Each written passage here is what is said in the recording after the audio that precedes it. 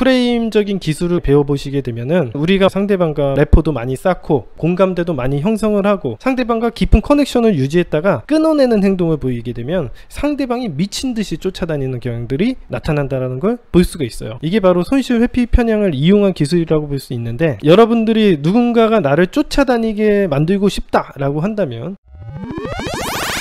헤어진 후 후폭풍이 오게 되는 인간의 심리, 그리고 사랑에 빠지면 모든 것을 올인하는 경향이 생기는 심리와 기술 배워보도록 하겠습니다. 많은 사람들이 자신이 좋아하는 사람과 재회를 하기 위해서 혹은 짝사랑에 성공을 하기 위해서 많은 돈과 시간을 투자를 하고 있죠. 미르쿠의 생존연애를 보시는 분들은 아시겠지만은 제 상담 말고 다른 업체에 수백만원, 천만원 이렇게 쓰고 오시는 분들의 사연도 종종 보신 적이 있으실 거예요. 따라서 돈을 지불해서까지도 자기가 원하는 사람의 마음을 얻고 싶어 한다라는 뜻이 되는 거거든요. 자, 이처럼 누군가에게 한번 사랑에 깊게 빠지면은 헤어나오지 못하는 심리, 왜 발생하는 건가, 원인을 알면 그대로 사용해서 상대방도 그렇게 푹 빠지게 만들 수도 있겠죠. 첫 번째 심리, 매몰 비용의 오류. 매몰 비용이라는 것은요, 이미 어떤 일을 진행하면서 회수할 수 없게 된 비용을 의미합니다. 매몰 비용으로 인해서 이미 실패하거나 실패가 예상되는 일에 시간이나 노력, 예산을 지속적으로 투자하는 것을 바로 매몰 비용의 오류라고 합니다. 대표적인 사례가 콩코드 이펙트입니다. 콩코드 이펙트는 매몰 비용의 오류를 설명하는 가장 유명한 사례라고 할 수 있죠. 콩코드 여객기라고 아주 유명한 초음속 비행기가 있었어요. 한 마하 2 정도의 초음속으로 비행을 할 수 있었기 때문에 일반 여객기로는 한 8시간에서 10시간 걸렸던 런던과 뉴욕 사이의 거리를 단 3시간 만에 왔다 갔다 할 수 있는 새로운 여객기의 시대가 열릴 것 같은 그런 기대감을 줬던 여객기죠. 하지만 몇 가지 단점이 있었는데 여객기의 생명과도 같은 수송률이 굉장히 낮았어요. 일반 여객기가 한 300명 정도를 수용할 수 있으면은 이 콩코드 여객기는 최대 100명 정도밖에 수용을 할 수 없었던 거죠. 그리고 초음속으로 비행을 해야 하다 보니까 소음도 일반 여객기보다 훨씬 컸고 연료 소모도 많이 되고 마찰로 인해서 동체 외부도 자주 수리를 해줘야 되는 안정성의 문제도 대두가 됐던 여객기입니다. 이런 문제점은 사실 콩코드 여객기를 개발할 초기 단계부터 예상되어 온 문제점이었지만은 이미 문제점이 발견되었을 당시에는 어마어마한 예산이 초기 개발비로 투자가 된 상태라서 그만둘 수가 없다고 판단을 했던 겁니다. 이게 바로 매몰 비용의 오류죠. 연애를 하거나 사랑을 하는데도 이 심리는 똑같이 작용을 합니다. 한번 누군가에게 마음을 주게 되면은 들어간 감정이나 시간, 노력들을 회수하지 못해서 그 남자나 여자가 마음에 들지 않는다고 하더라도 좋은 부분을 억지로 찾아내서 자신을 합리화하게 되는 부분이 발생을 하게 되는 거죠. 아, 그 남자 알코올 중독에 돈도 못 벌어오지만 그래도 참 심성은 착해요. 이런 식으로 뭔가 좋은 부분을 찾아내려는 행동을 합니다. 이렇듯 이 인간들은 한번 사랑에 푹 빠지게 되면은 긍정적으로 생각하려는 노력들을 하게 되는 게 이런 매몰 비용의 오류 때문에 그렇다. 그래서 홈그라운드 전략도 요 매몰 비용의 오류를 이용한 기술이죠. 상대방이 우리의 지역까지 멀리 오게끔만 만들면 데이트를 성공할 수 있는 일도 발생을 할 거예요. 예를 들어서 상대방이 부산에 사는데 서울에 오게끔 만들었어. 그러면은 이 남자와 데이트가 마음에 들지 않는다고 하더라도 여기까지 오고 투자한 것도 있고 막상 여기서 이 사람을 안 만나면 막상 할 것도 없기 때문에 이 사람하고의 만남이 지루하다고 하더라도 1차만 하고 집에 간다기보다는 2차나 3차 이 사람의 리드에 쭉 따라갈 가능성이 굉장히 많아지죠. 그래서 상대방을 리드하기 위해서는 홈그라운드 전략을 사용해야 된다, 이런 얘기 많이 하지 않습니까?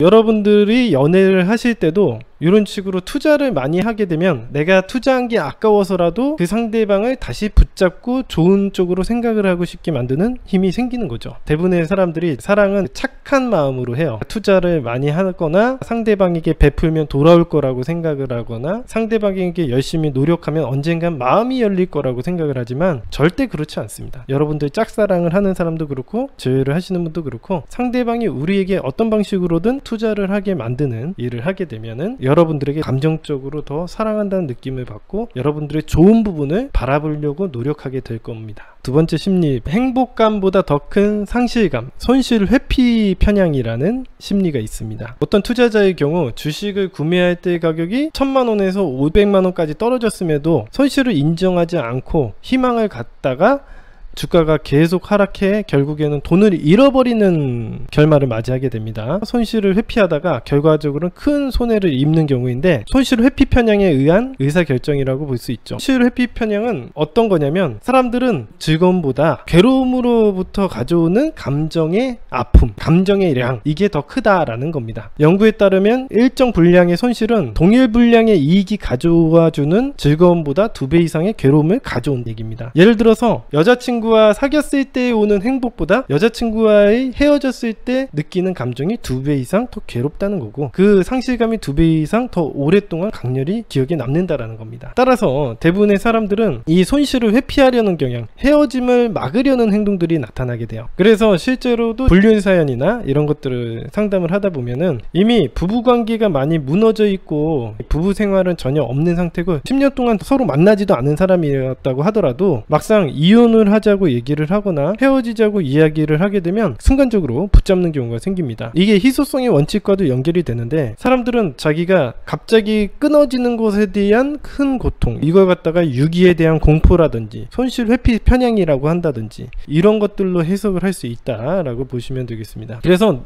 프레임적인 기술을 배워보시게 되면은 우리가 상대방과 래퍼도 많이 쌓고 공감대도 많이 형성을 하고 상대방과 깊은 커넥션을 유지했다가 끊어내는 행동을 보이게 되면 상대방이 미친 듯이 쫓아다니는 경향들이 나타난다는 걸 볼 수가 있어요. 이게 바로 손실 회피 편향을 이용한 기술이라고 볼 수 있는데, 여러분들이 누군가가 나를 쫓아다니게 만들고 싶다라고 한다면 제가 프레임 기술에서 이야기해드렸던 래퍼 파괴라든가 아니면 상대방과의 커넥션을 끊는 기술이라든가 이런 기술을 사용을 하게 되면 상대방은 여러분들을 쫓아다니고 갈구하는 모습을 보게 될 겁니다. 이게 바로 손실 회피 편향을 이용한 기술이라고 보시면 되겠습니다. 아직까지도 많은 분들이 자기가 뭔가 노력을 하거나 잘 보이려고 선물을 갖다 바치면 성공할 수 있다고 생각하시는 분들은 없으시겠죠? 제가 지금 말씀드리는 이런 심리들은 학술적으로 다 연구되어 온 바고요. 여러분들이 큰 공부 되실 거라고 생각이 듭니다.